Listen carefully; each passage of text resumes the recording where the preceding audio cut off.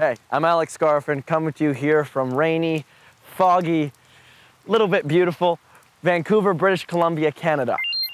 And you may know me from some shows like Superman and Lois or even the Peanuts movie. Just ignore that we're trying to talk here. All right, these things are annoying. You know, it's funny just how much they can suck you in. You know, you start off with a purpose and then you end up spending 30 minutes or more scrolling. Speaking of which, actually.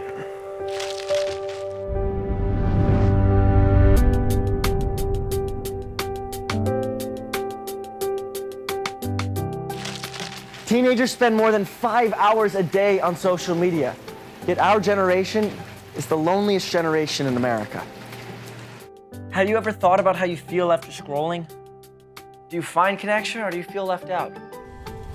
So much of what we see on our phones is unrealistic and even extreme. It can make us feel worse about our own lives. But we all know that social media doesn't exactly show the full picture. And by the way, those negative comments people leave, they hurt just as much as they would have in real life.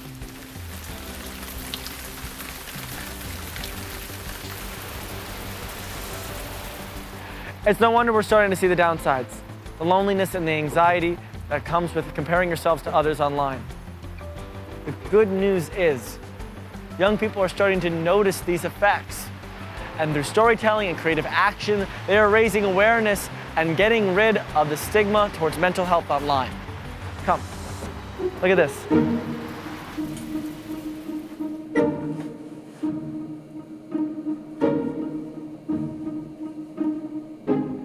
Hi, I'm Chloe Mashana. I'm a student in Philadelphia. Many times, social media can be a really stressful place where you're just seeing negative headlines or negative news or even like people fighting and arguing in the comments. So I really wanted to create a space that was a break from it all. I started focusing on mental health after my classmate broke down during our Zoom class. She really seemed like someone who had everything together and she knew what she was doing at every moment. She had it all figured out. But it made me realize that you never really know what someone's going through. Launching this project and really delving into my creative side was really a great experience because I was never really an artistic person. I got so many messages from different people across the world saying how much that they really appreciated having these posts that were on social media. That's incredible.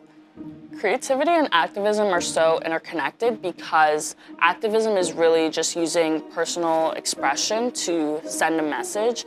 And sometimes for some people that's through public speaking and that's through, it may be poetry, maybe through song, and there's so many ways to express yourself.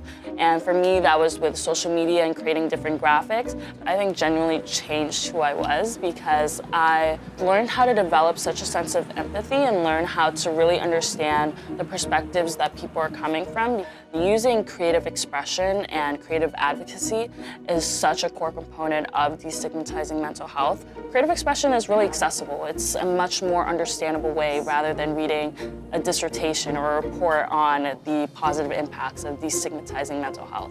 You likely have social media if you're watching this, and when you can find that as a medium to convey a message that you're passionate about. And maybe it's not even digital well-being. Maybe whether it's climate change or equity or equality or any topic that you really find is deeply personal to you and you want to make change on it, you have the power to do so. It's just about taking that first step. Taking creative action ultimately helped Chloe discover herself in new ways. That's the power of sharing our stories. The problem is we're not in full control over what we watch on social media.